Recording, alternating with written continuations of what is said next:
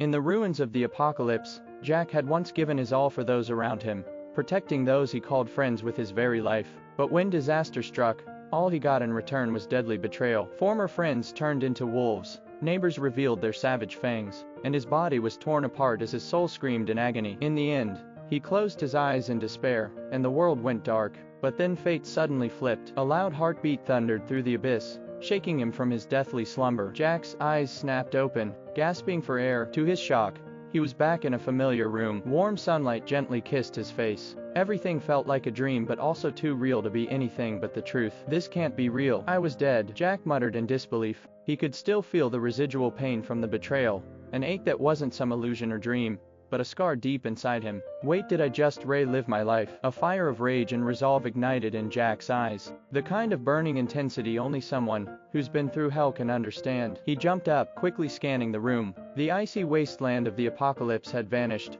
replaced by the normality of the past. But Jack knew better. This calm was just temporary. The end of the world was still lurking just around the corner. 1 month. I've got 1 month. And this time, I'm making them pay for what they did. Jack clenched his fist, the desire for revenge flashing in his gaze. He knew, if he wanted to take down those traitors, he first had to survive the coming apocalypse. And to survive, he needed resources. He began to evaluate his situation, thinking quickly. His parents were long gone, leaving him a house and a decent savings account. But when the apocalypse hit, money wouldn't matter. His wealth would be meaningless. He needed something else. Just then, a strange white light flickered in front of him. What the hell is this? Jack rubbed his eyes, but the light only grew brighter. A powerful wave of energy flooded his mind, and to his shock, he realized he had been granted a mysterious alternate space, like some kind of divine weapon for his revenge. Excited, Jack began to test it out. He discovered that everything, from a small teacup to large appliances like fridges and washing machines,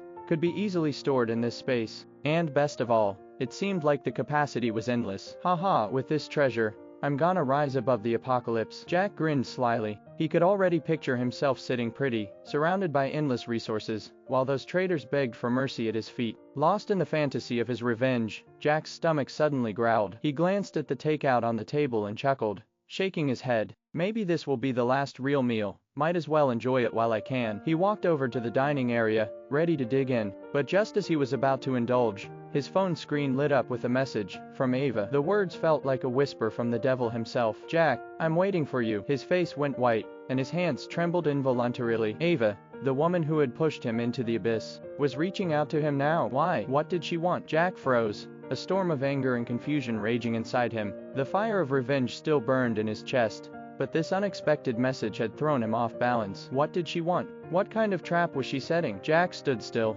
the weight of the past and the uncertainty of the future crashing down on him. His mind raced as the flames of revenge flickered wildly, torn between the desire for justice and the chaos of the moment.